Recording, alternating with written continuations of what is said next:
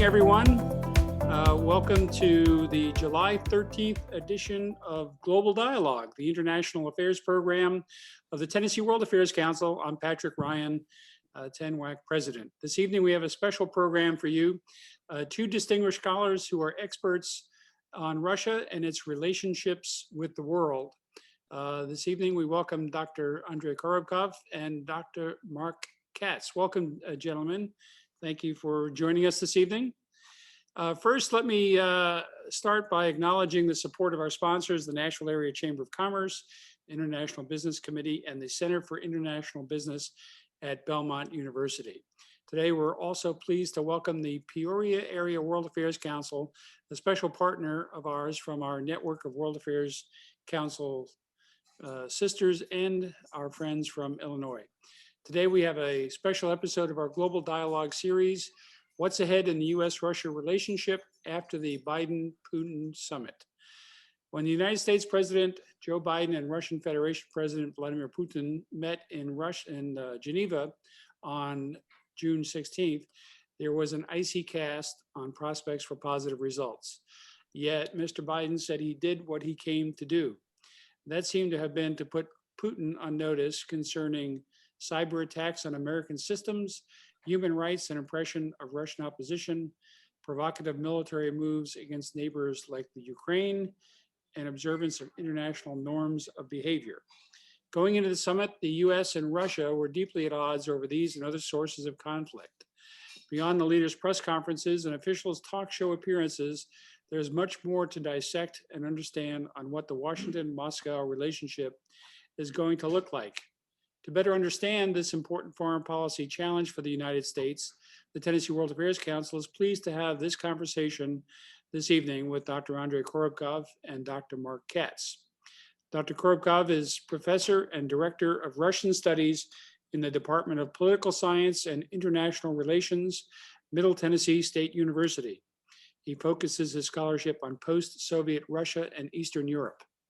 Dr. Katz, a familiar friend of the Tennessee World Affairs Council, who was here just 2 months ago. He is a professor in the Schar School of Policy and Government at George Mason University. He has lectured and written extensively on Moscow's foreign policy. Please take a look at their complete bios on our event page at tnwac.org. And you can also find information about them at the MTSU and George Mason University websites. They are eminent scholars in international politics, and we are very fortunate to have them with us tonight. We'll start with opening comments and a conversation, and then open the floor to your questions. Please start at any time with questions in the Zoom Q&A tab, not the chat section. And your moderator welcomes short questions. Let's get started. We had a little bit of interruption getting everybody into the program, but we're all here now. Dr. Katz and Dr. Korobkov, thank you so much for being with us this evening. I'd like to start by asking Andrei, if you could tell us a little bit about the background leading into the Geneva summit. President Joe Biden was in office less than 6 months when he agreed to the summit with President Putin. Can you set the background of events leading up to the Geneva summit? What was the context of the meeting that we saw play out last month? Well, first of all, thank you for inviting me. Whether one is a Republican or a Democrat, one thing that one cannot deny Biden is tremendous experience that he has. And Biden knows very well how to play this game. He knows, well, all gains and losses that American presidents have incurred as a result of meetings with the Soviet leaders and then Russian leaders. And thus he started preparation from the very first day. He positions himself as a kind of staunch opponent of Putin. He uses some personal insults. He shows that he is tough on Russia, as before it was necessary to show that one is tough on the communists. And then he starts offering some cooperation, and pretty soon he offers a meeting.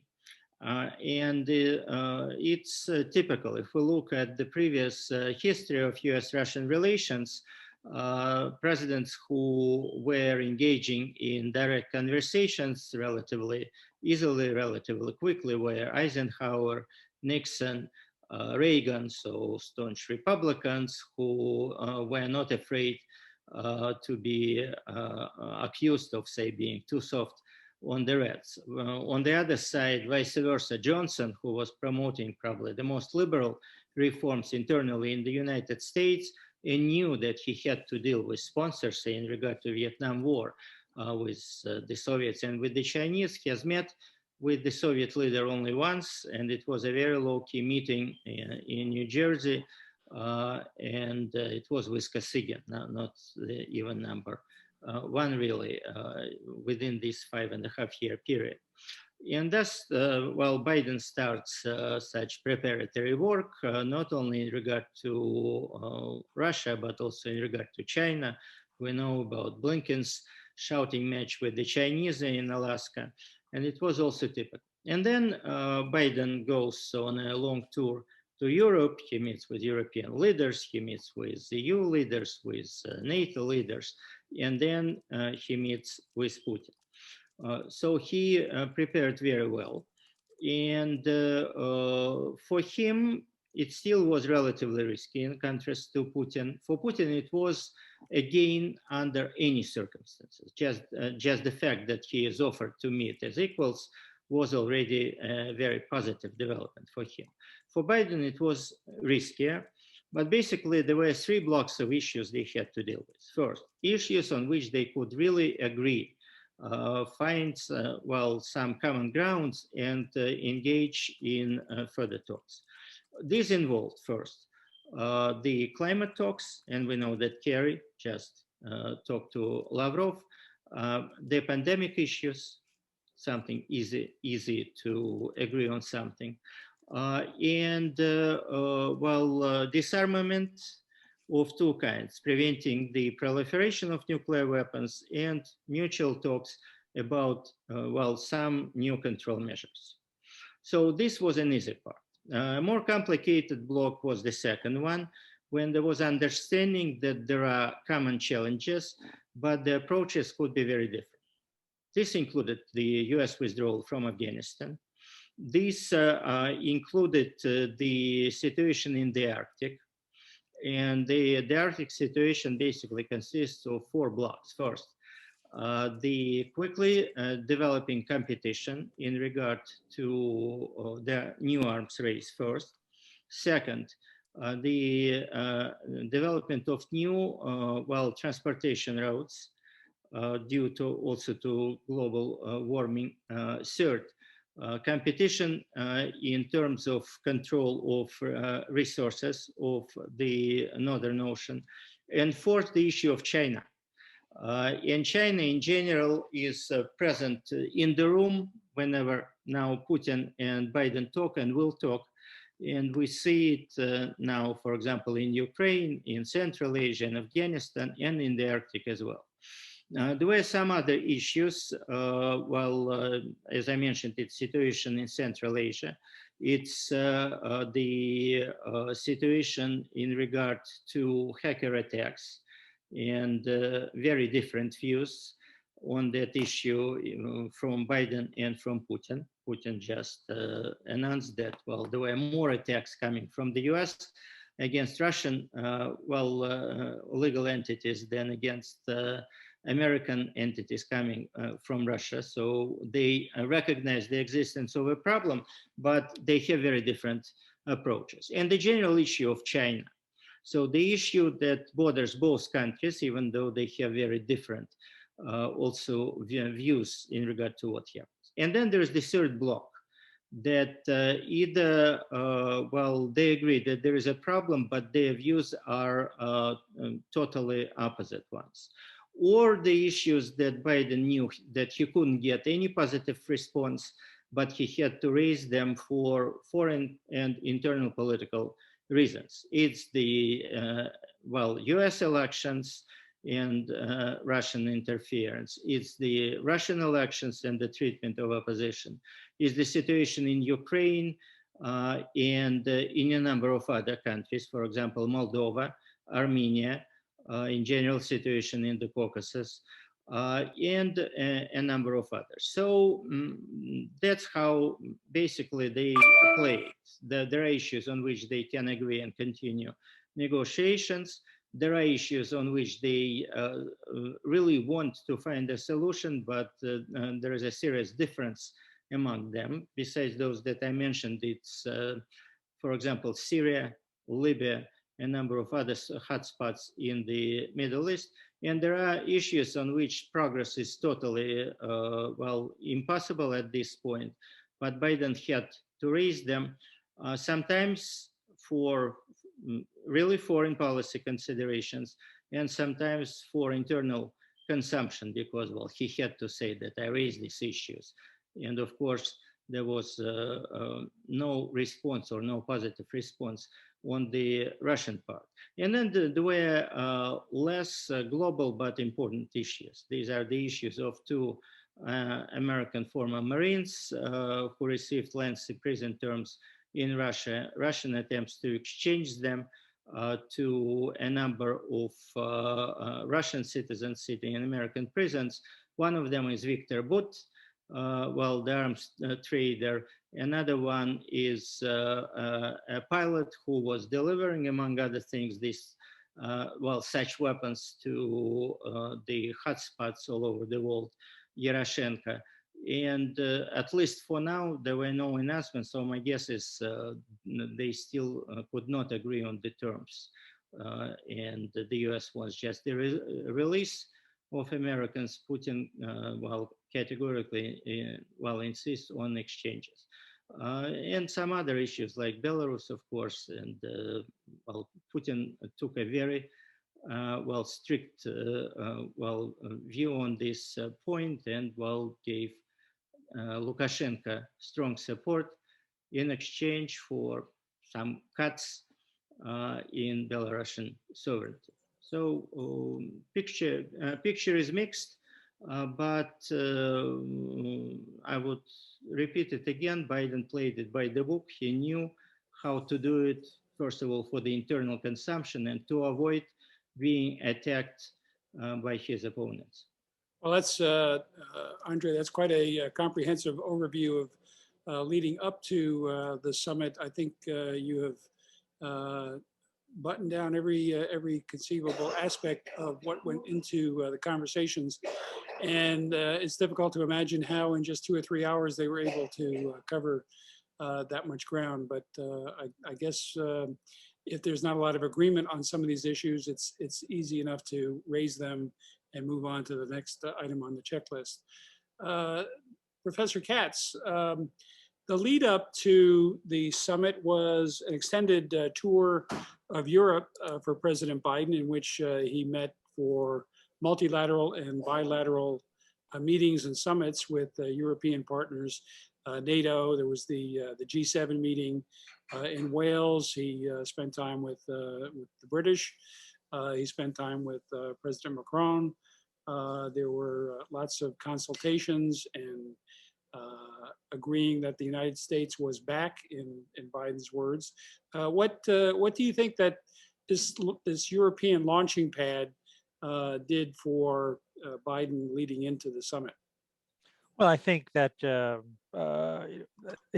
message was that he met with the European allies extensively, and of course first. In other words, before meeting with Putin. In other words, that the priority is Biden wanted to set was on restoring the relationship with America's European allies, and I think he's done that. And certainly, sort of hitting all the bases, the G7, NATO, EU, talking with the British, talking with the French, very, very important. Of course, now we have Angela Merkel in Washington.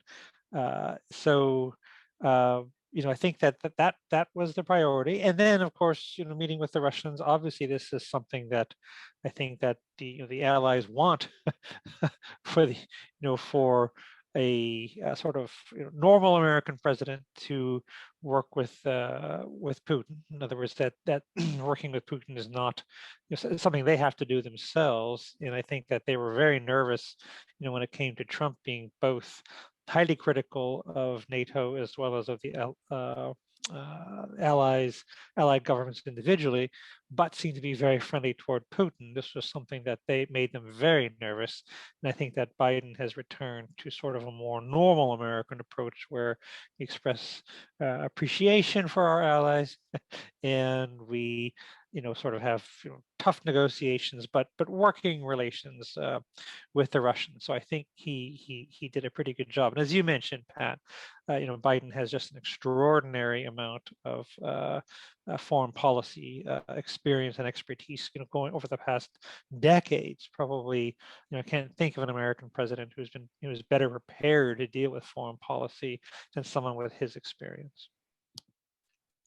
Well, to be sure, I think you're 100% right, and Andrei, that was a very good comment to lead into the conversation about experience. And on the other side, President Putin, what would you, how would you characterize his preparation for being on the stage in such a meeting? He's had other meetings with other American presidents. Famously, the Helsinki meeting with President Trump, but he's also met with President Bush and President Obama and others. So, you talked about President Biden being prepared by his experience. How about President Putin? What, by his professional training and experiences, prepares him for this kind of stage? Well, I don't know, I can continue, Mark, if you have something to say, then if not, then, well, what can I say? An interesting kind of comical detail. Putin is always late. He was late 45 minutes to a meeting with Trump. There were cases when he was late 4 hours to international meetings. And Biden made sure that this time he would show up later than Putin. And Putin had to wait, and it's very unusual. So clearly, there was a lot of attention paid to detail during this meeting. And well, Putin and Biden have met before. There was nothing, well, unexpected for them. But you have to remember that Putin, in his first life, first reincarnation, he was a recruiter. He was recruiting informers for secret police, and he is considered to be a very good reader of,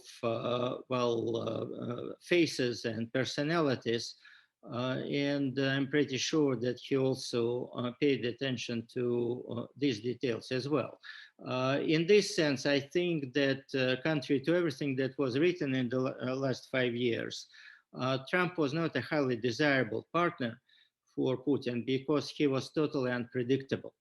He did not follow any professional or psychological patterns. And Biden, in this sense, vice versa, besides being in the public eye for a very long time, he is a classical politician, and Putin probably could have more or less expected what would happen. But as we already have mentioned a couple of times during our conversation, Biden came to this meeting as a part of a package. So he talked to G7, he talked to individual European leaders, then to NATO leaders, to the EU leaders. And essentially, Biden made two very important changes in the US foreign policy, not related to Russia directly. The first of these changes was that he essentially has pushed Europeans to adopt a resolution declaring China to be a serious threat. And this signified that while disagreeing with Trump's style, he generally accepted the most important postulate of foreign policy of the previous 4 years. And that's the idea that the center of the world political system is moving from North Atlantic, where it was for 500 years, since the start of the European expansion, well, until quite recently. And that means that China becomes the state challenging the US position in the world, and the center of the world system, well, moves to the North Pacific. And this geostrategically, of course, changes the overall balance. Europe, that was the center of the system for all these years, first as a center of real political power, then the center of contact and conflict of two blocs, while losing its central position in the system. And of course, it changes its geopolitical value. If Trump was openly saying Europeans, well, you know what, guys, well, you are not at the center anymore, and you are losing your economic, military with it, political power. And therefore, yeah, we'll protect you, but you have to pay for it first.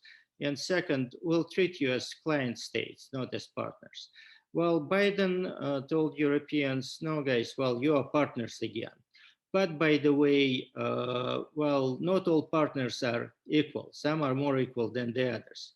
And it was very clear when he sent a signal in regard to, well, the Nord Stream, second line of the Russian pipeline, a very clear, well, sign, mostly directed towards Germany, not Russia in reality, showing how important Germany was for the United States. Similar kind of gesture towards the, well, French government and French president. And respectively, what does it mean that the US has allowed now to, well, finish the construction of this pipeline? Two lines of that pipeline will be able to carry more than 80% of the Russian natural gas to Europe. That makes not only Ukraine, but also Belarus, Poland, Baltic states totally irrelevant for Germany and other major European countries as supply routes for the Russian gas and potentially oil.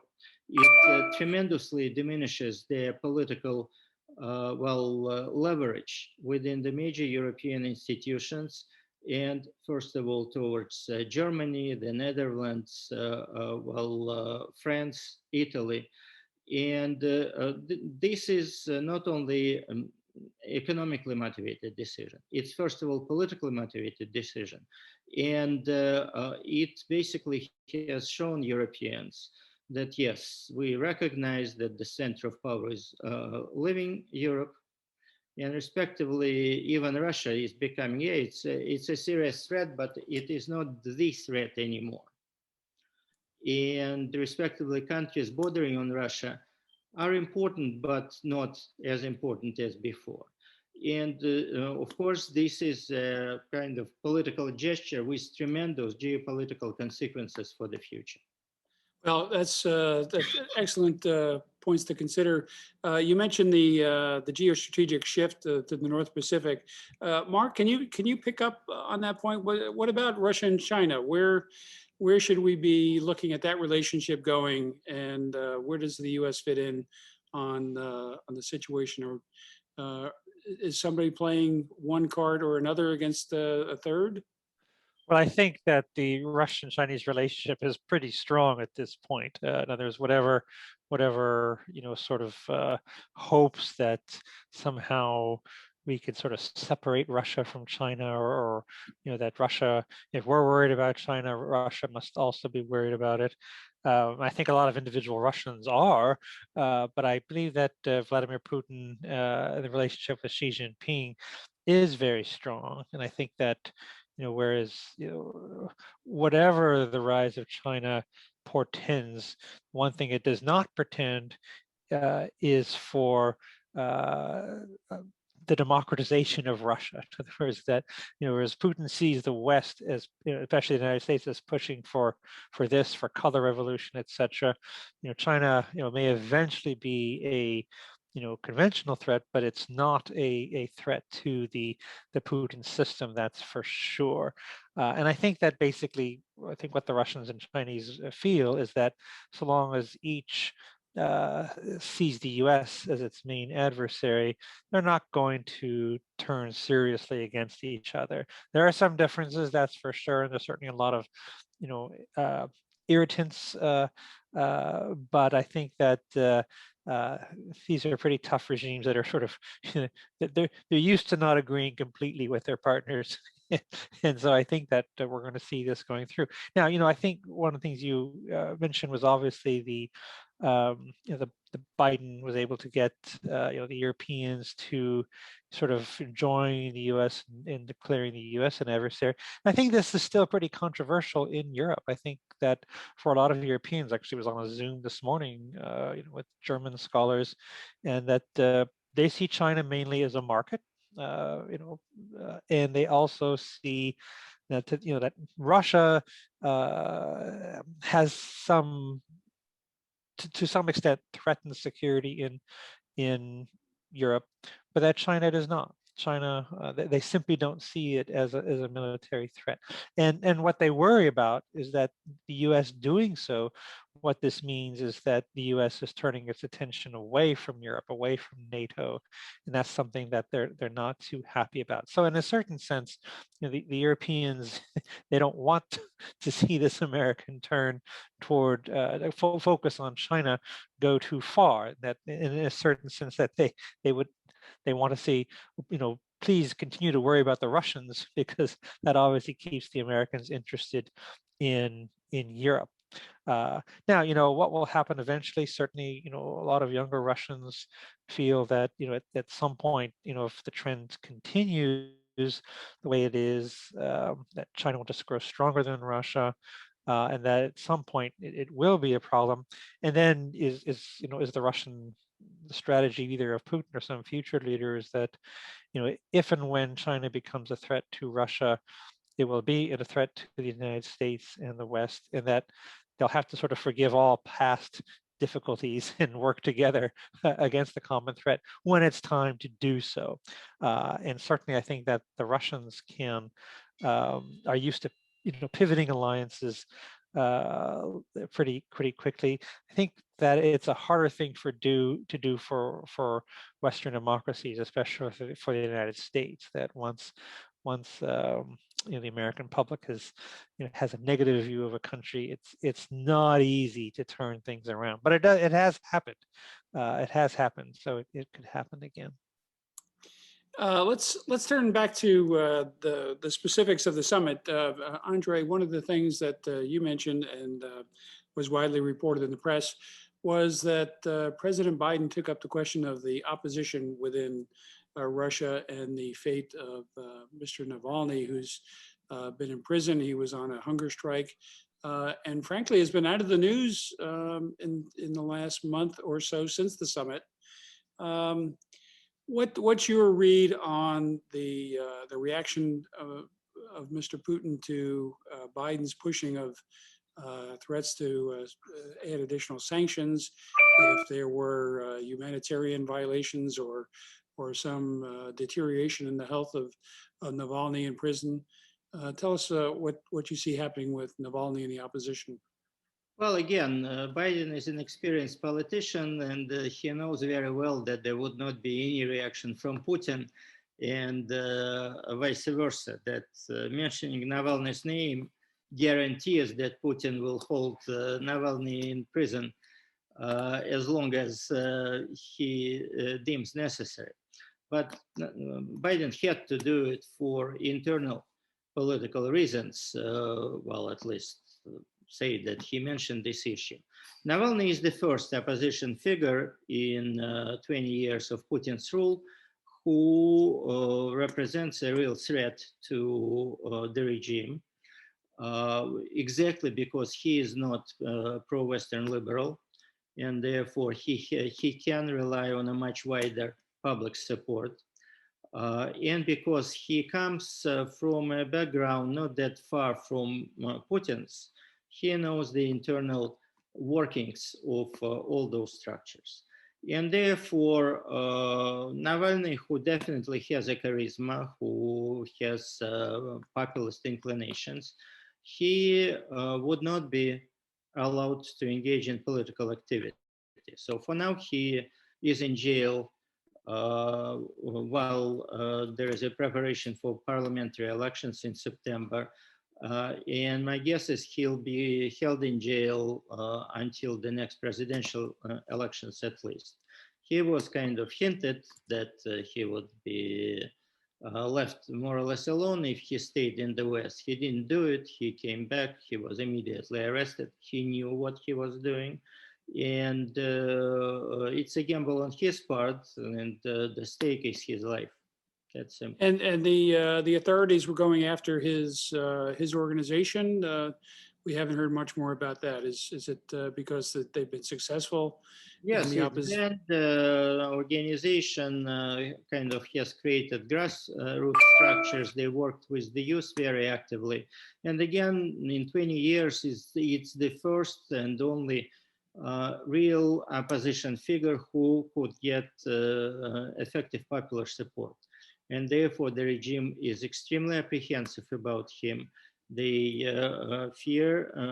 they feel the threat, they fear him, and they act very brutally. He already has lost half of his sight in one eye because he was attacked and, well, he was poisoned. And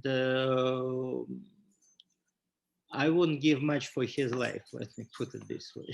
Right, right. Could I just Mark, jump in here? Yeah, go ahead. I just wanted to mention that there was, something from the audience, from Tanya Gonzalez, asking about the current events in Cuba and how this might affect the U.S.-Russia relations. And I think it's a good question, because I think that for someone like Putin, anything like this, any manifestation like this, the U.S. has to be behind it somehow.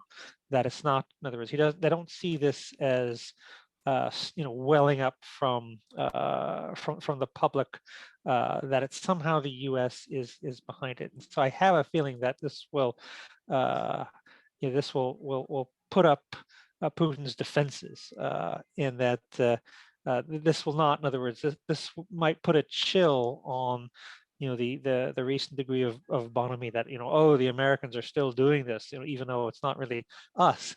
That Mark, I think Mark, are you applying your Middle East studies to everything is an American conspiracy?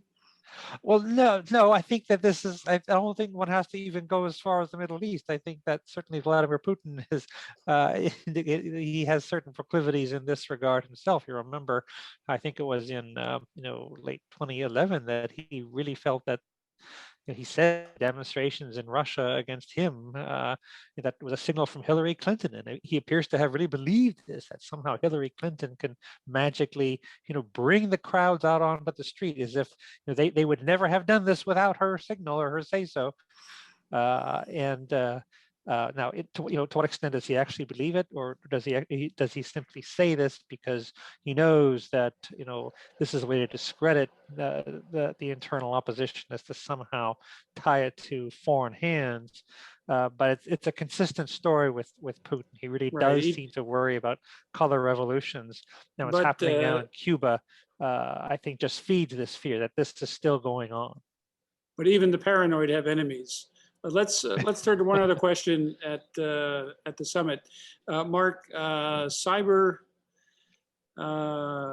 crimes, cyber attacks, election interference, and anything from the summit or afterwards. The ransomware attacks continue. These are entities that are believed to be within the borders of the Russian Federation, and Biden, in his press conference, was very forthright in that he laid down a marker that this would not be tolerated. What's your read on Putin and Biden in the cyber sphere? Well, of course, the Russians argue that this is obviously, not the Russian government, that these are, individual bad actors within, maybe inside Russia. And I think, as Andrei mentioned, that they feel that there have been attacks from the American side against Russia as well. That I have a sense that this is one of the things that, Biden can raise this issue, but I'm not sure what can or will be done. I actually was wondering, I think there was some list Biden presented of some 16 different types of target that were off limits. And I hate to say it, but I think that, that if the Russians have a list, if they're 17 through 100, like, oh, that these are okay. In other words, that I think that will be, there was those targets that were not on the list may well be find themselves, tested, if you will. I'm not so sure it was such a good idea to list these. On the other hand, I think this is a real problem, and I'm not sure that simply telling the Russians that this won't be tolerated. In other words, what's the practical response? In other words, are we going to increase sanctions? Well, I think we should have learned by now that we can increase sanctions indefinitely, and this doesn't seem to change Russian behavior very much. So, in other words, it's not going to.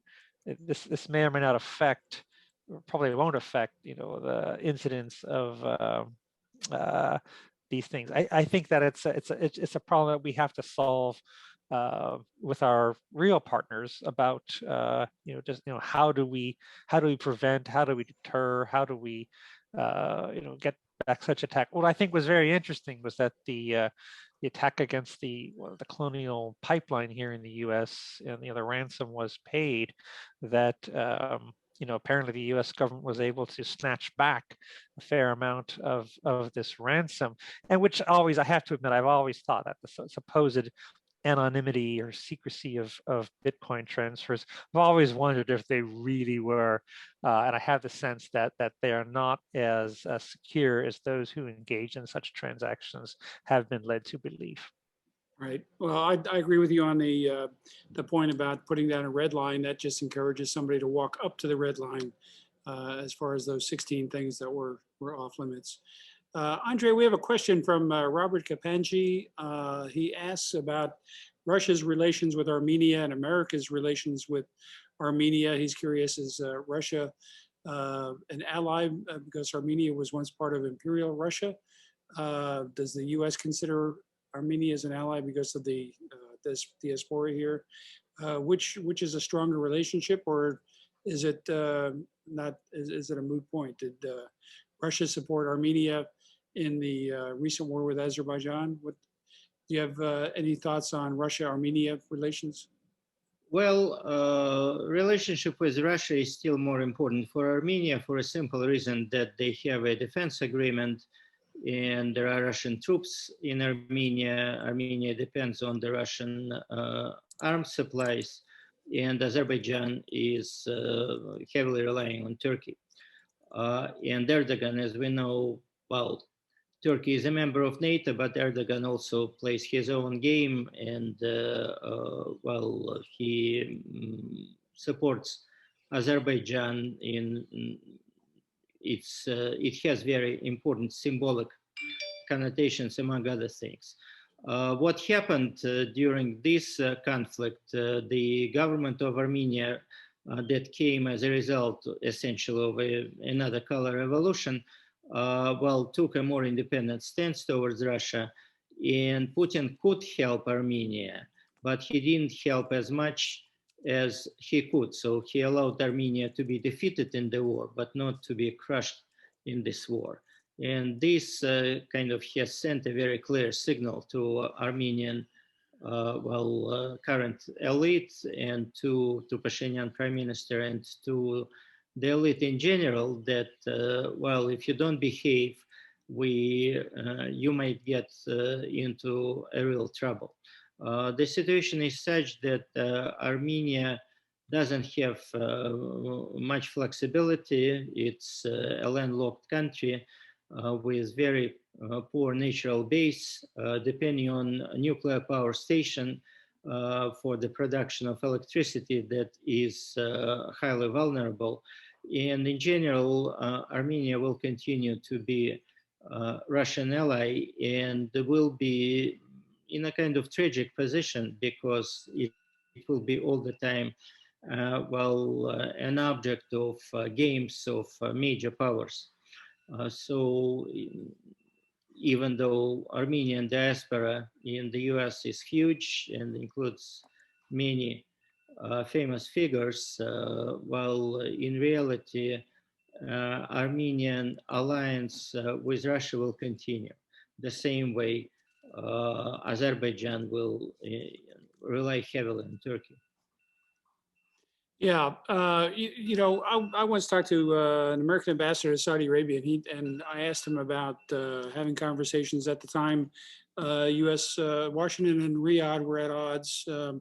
Mark, you've probably talked to Ambassador James Smith, but he told me that as a diplomat, you try to find common ground and you start on the issues where you can make some agreements, not the issues that divide you. Let's look at the Russian-American relationship here. What issues could we come to agreement with? Andrei mentioned the nuclear treaty, the New START agreement, and proliferation being a concern, and we have cooperation in space. What areas are Washington and Moscow likely to cooperate on? Mark, do you want to take a shot at that? Well, I think obviously the New START agreement was renewed. In other words, it was due to expire February 5th. Trump administration was not keen on renewing it, and yet it ended up being renewed. But I think that Trump had a point in the sense that he's like, well, what about the Chinese? Obviously, their arsenal is growing, and back in the old days of the Cold War, was the Soviet American arsenals were the two biggest ones, and so the others were so much smaller, and so what counted was the Soviet American agreement. But Right. And now, of course, we have reports just recently that the Chinese seem to be expanding their nuclear missile force, and so at some point, Washington and Moscow have to, I don't think we can persuade the Chinese to join. They've made it pretty clear that they're not interested unless and until they get up at the same level as the US and the Russians, which of course we don't want to see at all. But I think it'll be very difficult to get the Russians. In other words, for the Russians, they're not in the business of pressuring China on this. In other words, they don't want to see the Chinese nuclear arsenal expand, but rather let the Americans take the heat with the Chinese for this. And I'm not sure that we can. So, the real question is, well, if the Chinese arsenal is growing, what adjustments to Russia and the US need to make? In other words, do they have to sort of call a halt to reductions? Do they actually have to think about increasing the arsenals? But because if we don't come to an agreement, obviously it'll be done unilaterally, and the Right. agreement might end up suffering. So, but that's something that we need to work on. It seems to me that we have a few years now before the New START, really expires to work on this. And other than that, I think that the Biden administration is relenting on Nord Stream 2. I actually think this was a good move. Certainly, this was an issue that was really aggravating our relationship with Germany, and so we're ameliorating it that. But also, I think what it shows the Russians is that we're not so totally, completely hostile toward them. And in fact, if we're seriously worried that the Russians are getting increasingly dependent on the Chinese economically, that in fact it makes sense to give them some relief. In other words, to let them profit from the relationship with Russia, because with Europe, because if you don't, then I think then you really push them toward dependence on China, and that's not in our interest.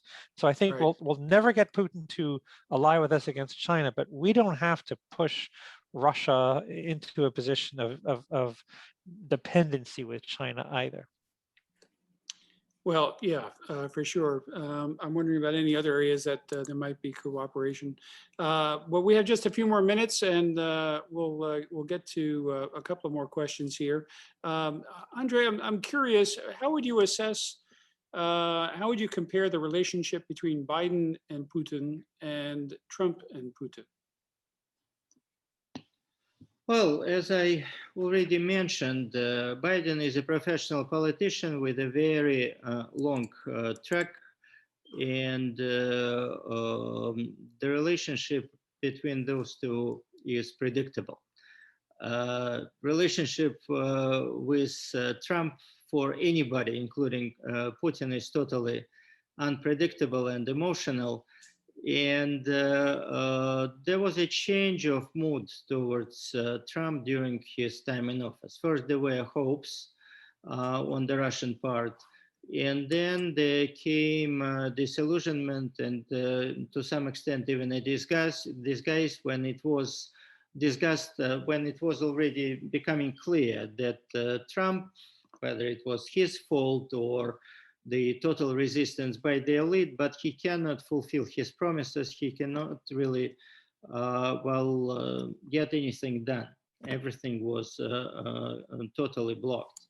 But the original premise of Trump's policy, the way, for example, Steve Bannon was formulating it yet in 2015, the idea that the center of the world system is moving into the North Pacific and China becomes the major opponent, and let's play Russia against China the way Nixon played China against Russia, it was welcomed in the Kremlin initially. The second issue that was very positively viewed by the Kremlin was the emphasis on political realism. For Trump, it was power politics and ideology, morality, other issues like that. They were secondary or non-existent at all. Right now, there is a general shift towards more balanced approach, typical for Democrats and Biden in general. Always was a centrist in reality, and Putin knew it very well. So, stylistically, a lot has changed, even though there was this initial verbal attack on Putin. I don't think there is much love lost, but in general, relations are becoming stable, including the personal level. So they're predictable, stable, and they follow more or less standard operating procedures. So in regard to Trump, again, there was initial enthusiasm, there was hope, then there came disillusionment, and to some extent even cynicism and anger. In regard to Biden, vice versa, there were no illusions from the very start. Biden never was perceived as a friendly politician to Russia. Excuse me. I remember when he became Obama's vice president, this news was not met positively in Russia. Right. Well, we're close on time here. I'm going to take one more question from the audience here. We have a question from James Clark, and then I'll ask each of you perhaps to give a minute or two wrap up on what we've been talking about, the Putin-Biden summit and U.S.-Russia relations. James Clark asks about the current situation in Afghanistan. Excellent question. How does it affect relations vis-a-vis Russia and the United States, and what are the effects to both countries if Afghanistan fails? Mark, you want to take that? Sure, I will. Yes, well, I think that the Russian approach to Afghanistan, that obviously still is very negative There's a lot memory. of history there. Yeah, of having to leave and the project failing, and I think that after 9/11, there was this bifurcated approach. There was that the Russians didn't necessarily welcome them, but on the other hand, the Americans were there fighting a common enemy, the Taliban and Islamic, jihadists in general. So, and Putin was supportive both after 9/11 and even later on, with the Northern Distribution Network. There was the U.S. able to send supplies into Afghanistan and avoid the more problematic Pakistani route. So I think the Russians, in fact, were pretty helpful. Now, of course, I think with the U.S. Leaving, on the one sense, there's sort of a certain degree of of like this is happening to you now that would happen to us. On the other hand, I think the U.S. departure, in my view, that the regional powers are likely to be far more negatively affected than the United States. In other words, that if the Taliban, well, I think it's going to return to power, but depending on its behavior, it's going to be more of a problem for the immediate neighbors as it was before. People should remember that just as they played host to Al-Qaeda during the 1990s, they also played host to the Islamic movement of Uzbekistan, which launched a couple of serious raids up into Central Asia twice, in 1999 and in 2000, and seemed to be getting ready to launch another one. And so the question is, does this sort of thing continue? And I think what we've seen is, Russia, as well as China, as well as Iran, have all been courting the Taliban. And I think from the Russian point of view, there is something worse. There is ISIS in Afghanistan. That the Taliban, at least for now, is sort of indicating that its ambitions are limited to Afghanistan. And I think there's, the Taliban's a pretty diverse movement, but that there's some possibility of working with it, but that if there's going to be a problem, it's going to be a problem for the neighbors, including Russia and Russia's allies in Central Asia. Well, terrific. This has been a great conversation, gentlemen. We are very pleased that you've been able to join us this evening. And let me turn the floor over to you, Andrei, if you have a minute or two of closing comments to share. Well, it's a very interesting moment because we see that US foreign policy really is evolving under Biden. And on the one hand, there is a return to the classical style.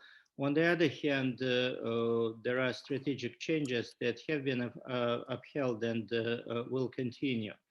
I think, as I already mentioned, the constantly present guerrilla in the room of US-Russian negotiations is China, and it will not go away. So, same way as Afghanistan that Mark and you just discussed, there are two issues here. On the one hand, the Islamist proliferation in Central Asia. On the other hand, quickly expanding, the influence of China in the region as well. And here, US and Russian interests to some extent overlap. The same happens in the Arctic right now. There is increasing competition, and there is a new player showing up that doesn't even have formally, claim to the northern ocean's coastal area. And that's the new reality we'll be living in. So new technological reality related to hacker attacks, but also to lots of other things.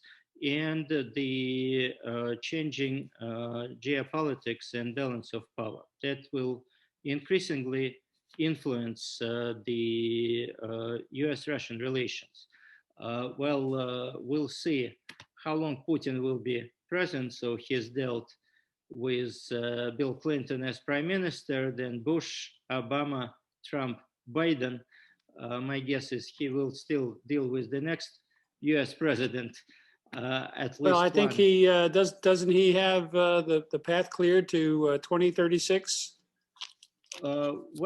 He has, but what's going on is very hard to say. Something is happening over there in this regard. There are at least discussions of potential successor within the group, but it is quite possible that after looking at various candidates, the elite bloc that is dominated by the security people will decide that the best solution is not to change anything. We'll see how it goes. Well, Andrei, we'll have to have you back to get into more detail about Putin's horoscope and where things lie ahead. Mark, any comments that you'd like to make at the end here? Yeah, I'm actually a little more hopeful about Russian-American relations. I really think that Russian hopes about Trump were really dashed He was just so unknowledgeable about international relations. Certainly, John Bolton's memoir talks about this virtually every page. John Bolton is railing about how little Trump actually understood international relations. And so I think that for Putin, he appreciates someone like Biden who has a pretty thorough knowledge of them and whose expectations are realistic. That Biden has talked about pursuing a values-based foreign policy, but he's not doing either with George W. Bush sort of regime change and not pursuing the very high-minded Obama policy.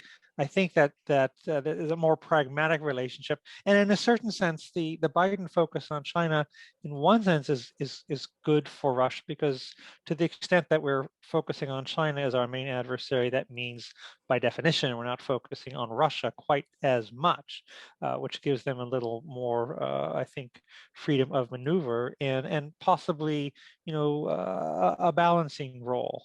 Certainly, I was on some Zoom conference in Shanghai, and the Russian participant was actually kind of shocked, suggested that if the Chinese-American hostility is the main feature of international relations in the future, then Russia can lead sort of a third block in between.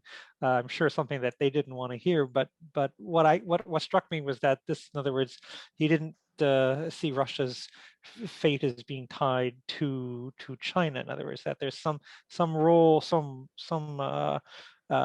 role for Russia to play between the two, and that might, at some point, we're never going to get them to ally against China, but pragmatic working with them on certain occasions might be possible, in my view. Well, it's always good to end on an optimistic note, although I think there was enough in there to suspect confrontation lies ahead as well. So we'll see how that plays out. Thank you to our guests this evening. Again, we've been talking with Dr. Andrei Korobkov, Professor, Director of Russian Studies in the Department of Political Science and International Relations, Middle Tennessee State University down the road here in Murfreesboro, and Dr. Mark Katz, Professor in the Schar School of Policy and Government at George Mason University in Northern Virginia. Thank you, gentlemen, for joining us this evening. And thank you to our sponsors, the Nashville Area Chamber of Commerce, International Business Council, and the Center for International Business at beautiful Belmont University. Thank you all, and we look forward to seeing you back at Global Dialogue for another conversation. Thank you.